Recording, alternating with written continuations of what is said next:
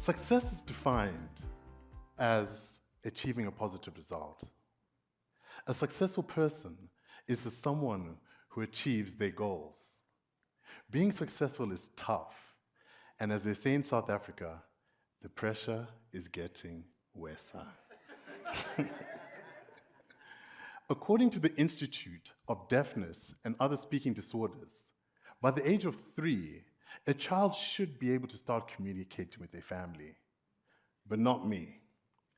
I was choosing not to speak. I use the word choose because that's what the pediatrician told my parents after they took me to see one, as they were concerned that maybe there was something wrong. He confirmed with them that sometimes some children choose not to speak. By societal expectations, I wasn't doing too great at the age of 3. But, as you can all see today, I've started speaking. Let's rewind to 2015, a time when I was going through a weird time where I wasn't too sure what I wanted to achieve in life or where I was going in my career. During this time, I was introduced to a lady by the name of Yvonne Johnson, a conscious coach. She was brought in the office to boost staff morale. However, this magnificent woman changed my life. How, you might ask? During one of our many exercises, she asked me to define, what does success mean to you? And I thought, what does success mean to Munyaradzi, Hamandishe, Yemurai, Thomas, Chanetsa? You see, success is a term that's loosely thrown around. Everyone wants to be successful. But what does it actually mean? There are many resources out there that can kind of guide you to reach your goals and achieve things. However, there's no formula or guarantee or book that can guarantee your success. This is because success is extremely personal to each individual. It's dependent on your experiences, your efforts, and your opportunities. Now let's go back to my exercise. I remember grabbing an A3 size book and starting to think, what does success mean to me? I thought, what does success mean to my family? What does success look like for me in my personal career as well as my professional career?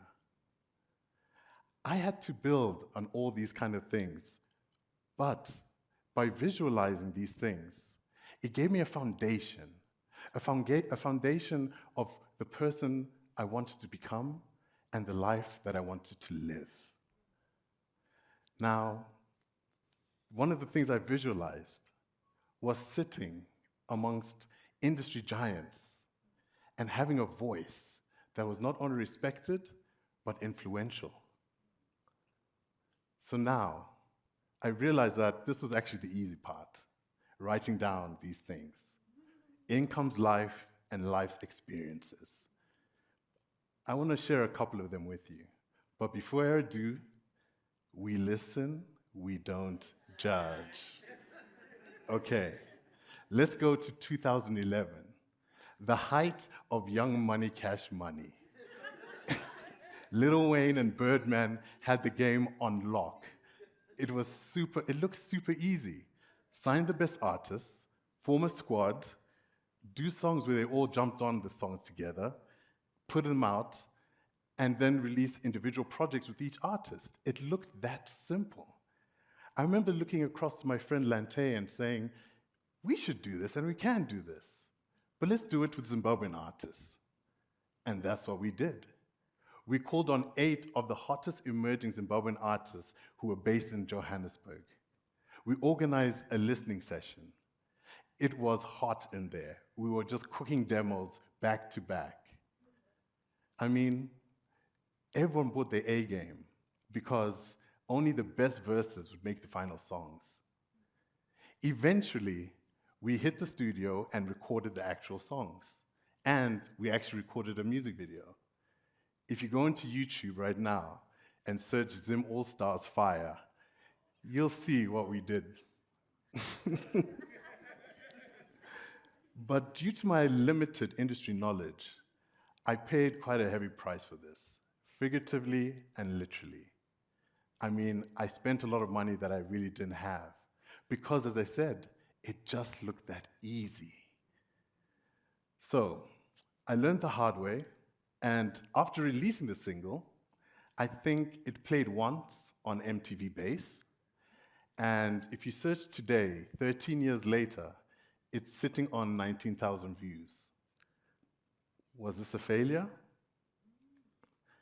Fast forward to 2020, Mbube 2020. I had just joined Capasso, and during that time I was studying. And during my studies, I found about the story of Solomon Linda and Mbube, and it touched me deeply. It touched me to the point where I said, something needs to be done about this. I need to do something about this. So I had the bright idea. Let me re-record Mbube and apportion a percentage of the publishing to the Solomon Linda estate. I went for it. I hit up Solomon Linda's grandson, and he introduced me to the family lawyer. I hit up 2 talented South African producers. I was also honored and graced to have the legendary M.O.T.I Queens feature on the song. We did a mini docu, which is also on YouTube, if you search Happy Endings, the Mbube Story. This was inspired by the Netflix documentary called The Lion's Share. I felt the need to do this because after watching The Lion's Share, I just found it once again heartbreaking. The family did not have their happy ending. So for me, this project was meant to be that, their happy ending. We recorded a song and we did a lyric video featuring the M.O.T.I Queens. This might have been one of the last videos that featured 3 of the original queens. We put out the song, and then I waited. I waited for the phone to ring.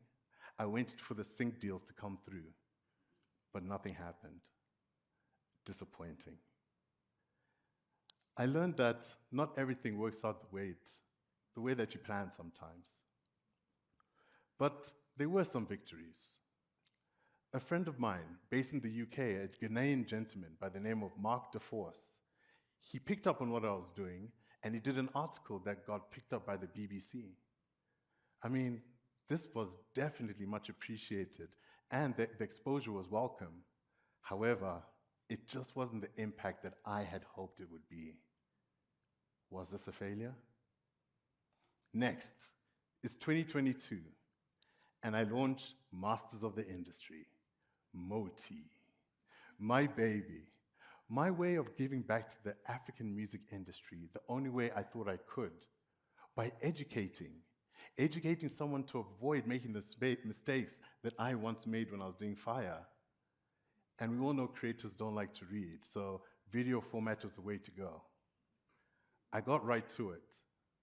I wrote a script, I made merchandise, I hired an Airbnb as a production studio. I found a developer to build this website for me. I remember sitting late at night working on the text for the website. Then it was time to shoot. I remember shooting with my boy Taff, and at that time we thought that the shoot was only going to be a couple of hours. However, we were shooting till 4 a.m. in the morning, and it was not easy. But we did it, and then www.MOTI Africa was born. Next step, I wanted to present this to the industry. So I booked out a small, private cinema, and I invited the industry to come up, and I have to really shout out to the industry for pulling through. Artists came through, different label managers came through, the media came through. It was amazing. And what made it especially special to me was the fact that my parents were there to witness this. What a time. What a time. Next, it was time to show it to the public. So, in partnership with the Academy of Sound Engineering, we organized to do a YouTube live session from SABC Studios. I mean, I was psyched and confident. I mean, the response I got from the industry was magnificent. They loved the videos, they loved the functionality of the website, and I mean, we built a digital split sheet. I mean, what was there? I mean, why wouldn't people come in drones to come and see what was happening? The night came, and after an hour of presenting the functionality of my website, only 2 to 3 people showed up. I was devastated. I remember driving home that night, speaking to my boy Petros, saying, here I go, another failure documented on the internet that's going to live there forever. You see, I often revisit my list of success. I edited it, and I add on to it. I learned that as you grow, your definition of success will change. Success is fluid. Had I stuck to the original plan, the original list, I doubt I'll be standing in front of you guys today. You see, success is a doing word, it's a verb. It's about doing what you need to be doing in order to reach your goals. Had I just relied on had I just reflected and just focused on the results of everything I'd done, then I truly never would have succeeded. The word success derives from a Latin word, successus, which derives from the verb succedo. And this word, if you translate it, it means to come close to. You see, guys, success is about doing, learning, and growing. It's about doing what you need to be doing in order to get close to your goals. With the good comes the bad. With the easy comes the hard.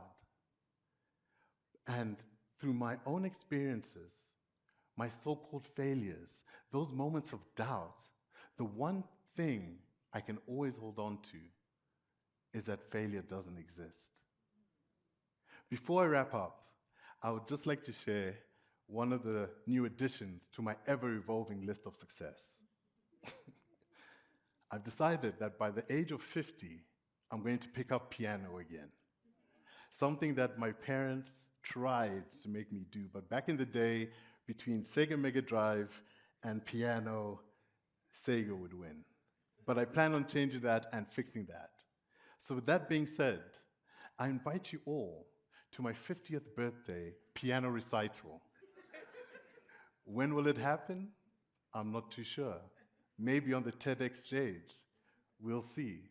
But till then, I thank you for your time and hope to see you in 2034.